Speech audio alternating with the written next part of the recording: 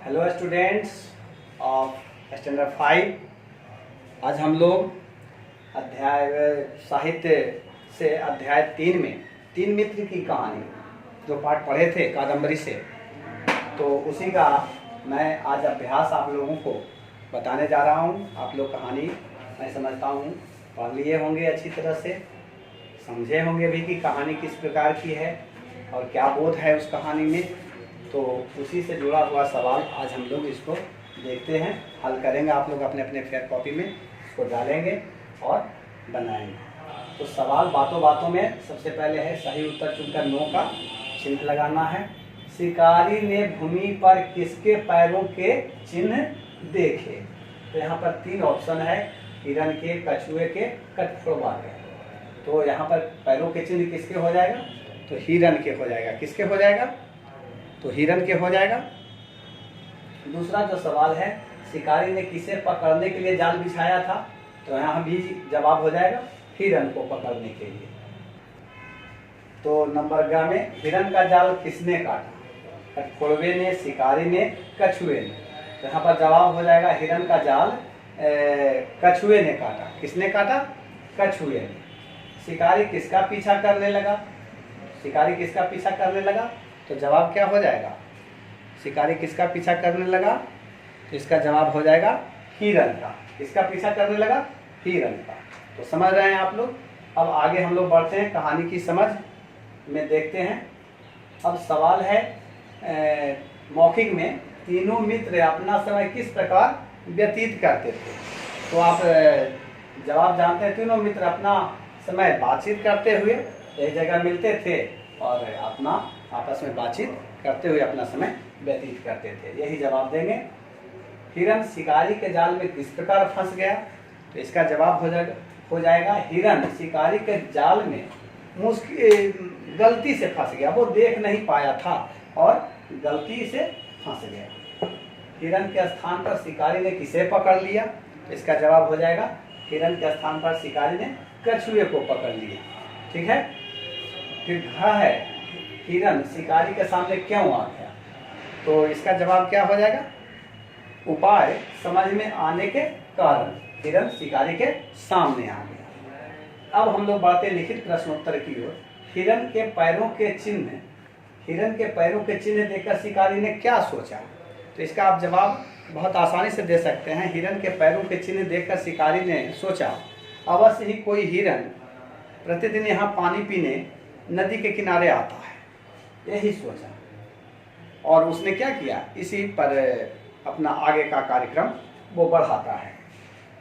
तो आप लोग जवाब लिखेंगे, कठफोड़वे ने शिकारी की दुर्दशा किस प्रकार की? तो दूसरा का जवाब होगा कठफोड़वे ने शिकारी को चोंच मार मार कर उसकी दुर्दशा कर दी थी। ठीक है। तो अब देखिए सवाल नंबर ग है, शिकारी के आने से पहले कछुआ क्यों नहीं भाग पाया? तो शिकारी के आने से पहले कछुआ जाल काटता रहा एवं धीमी चाल थी उसकी। जैसे ही जाल कटा बेचारा वो भागने लगा, है ना, तो थोड़ा स्लो चलता था, इसलिए वो भाग नहीं पाया। अब सवाल देखिए घ में, हिरन ने कछुए को बचाने के लिए क्या उपाय निकाला? हिरन ने कछुए को बचाने के लिए क्या उपाय निकाला? तो हिरन कछुए को बचाने के लिए स्वयं शिकारी के सामने आ गया। हिरन को देखते ही शिकारी ने कछुए को क्या किया? छोड़ दिया और हिरन का पीछा करने लगा। तो इस प्रकार आपने देखा कि उपाय किया वो। फिर है शिकारी दलदल में किस प्रकार गिरता? अगला सवाल है, तो शिकारी दलदल में अनजान होने की वजह से हिरन का पीछा करने के कारण गिर गया। हिरन उसी तरफ भागा जिधर दलदल था और ये बात शिकारी को पता नहीं थी। हिरन तो जंप करके उस पार चला गया, लेकिन शिकारी क्या हुआ? लगातार चलता हुआ दलदल में जा गिरा और इस प्रकार उसका अंत हो गया। तो अब देखिए सवाल नंबर 3 में है, कहानी का आधार पर दी गई घटनाओं के सही क्रम लिखिए। तो क्रम इसको सही करना, पहले क्या हुआ फिर क्या हुआ, इस आधार पर आपको सही करना है। सवाल नंबर तो आप देख रहे हैं जो पहला क नंबर है वो क्या हो जाएगा? जो आप देख रहे हैं ख नंबर, तो ये हो जाएगा सबसे पहले। हिरन शिकारी का बिछाया हुआ जाल न देख सका। दूसरा हो जाएगा ग नंबर, शिकारी एक बड़े से पत्थर से टकराकर भूमि पर गिर पड़ा। और तीसरा हो जाएगा क नंबर, हिरन को देखते ही शिकारी ने कछुए को क्या किया, छोड़ दिया। और चौथा हो जाएगा अंग, हिरन जानबूझकर दलदल की ओर दौड़ने लगा। और पांचवा हो जाएगा जल्दी ही शिकारी दलदल में डूबकर मर गया। तो अब आप लोग क्रम समझ रहे हैं कि कैसे क्या होगा। तो ये का जो हो जाएगा वो 3 नंबर, और खा जो हो जाएगा 1 नंबर हो जाएगा, ग हो जाएगा जो 2 नंबर हो जाएगा, और घ जो हो जाएगा वो 5 नंबर हो जाएगा, और अंग इसी तरह से चौथा नंबर हो जाएगा। तो क्रम उसका इस तरह से हो जाएगा। अब देखिए यहाँ पर दिए गए शब्दों की सहायता से रिक्त स्थानों की पूर्ति के लिए यहाँ पर आप देख रहे हैं शब्द दिया गया है यहाँ पर बॉक्स में, इसी से आपको इनको पूरा करना है, इसका वाक्य पूरा करना है। एक दिन जंगल में एक आया, क्या आया भाई, तो यहाँ जाहिर लग रहा है कि शिकारी हो जाएगा, शिकारी आया। एक दिन जंगल में एक शिकारी आया। दूसरा, हिरन को जाल में फंसा देखकर वे दोनों रह गए, क्या रह गए भाई, तो भौचक्के रह गए। क्या रह गए, भौचक्के रह गए। शिकारी के सिर पर अपनी नुकीली चोट से वार करने लगा, कौन, तो कठफोड़वा हो जाएगा। कछुए की पुकार सुनते ही हिरन को एक सूझा, क्या सूझा, तो उपाय हो जाएगा यहाँ। हिरन ने एक लंबी छलांग लगाकर पार कर लिया। किसको पार कर लिया, तो यहाँ दलदल हो जाएगा। ठीक है, अब हम लोग 5वें सवाल की ओर बढ़ते हैं। किसने कहा और किससे कहा, मित्र तुम मत घबराओ, किसने कहा तो कठफोड़वा ने कहा, और किससे कहा, हिरन से कहा। ठीक है, तुम अपने दांतों से जाल को काटना आरंभ कर दो। ये बात किसने कही, तो कठफोड़वा ने ये बातें किससे कही, कछुआ से कहा। अब हिरन के बदले तुम ही मेरा भोजन बनोगे, किसने कहा, तो शिकारी ने किससे कछुआ से कहा।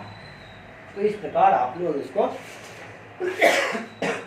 सारा क्वेश्चन आंसर बना लेंगे। अब हम लोग भाषा बोध की तरफ बढ़ते हैं।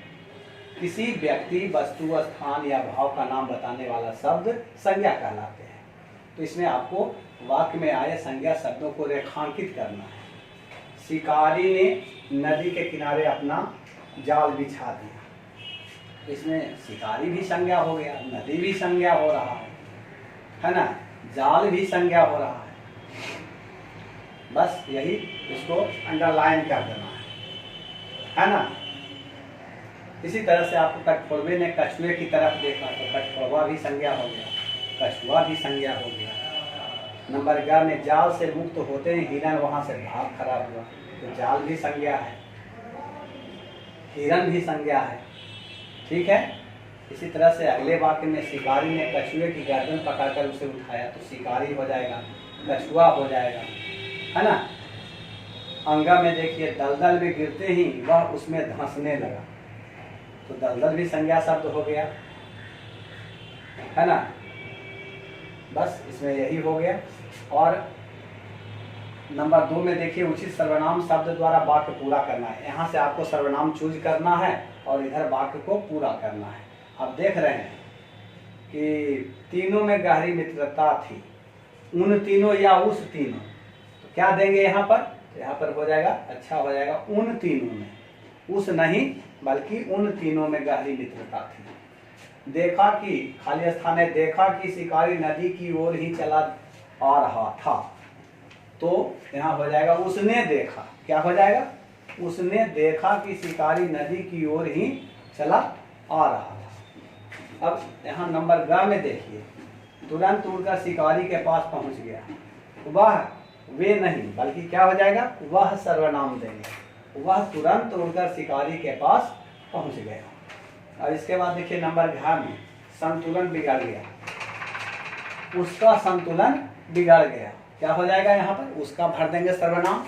फिर नंबर अंगा में देखिए शिकारी भी खाली स्थान है, पीछे पीछे भागने लगा, यानी शिकारी भी उसके पीछे पीछे भागने लगा, यहाँ से उसके देंगे सर्वनाम को, तो ये बात हमारा क्या हो जाएगा, कंप्लीट हो जाएगा। अब नंबर 3 में देखिए, पढ़िए, समझिए और लिखिए। यहाँ पर दिया गया है पानी, पानी का अर्थ है जल, तो हम लोगों को वाक्य बना देना है। जैसे आप यहाँ पर वाक्य देख रहे हैं, पानी को बर्बाद मत कर।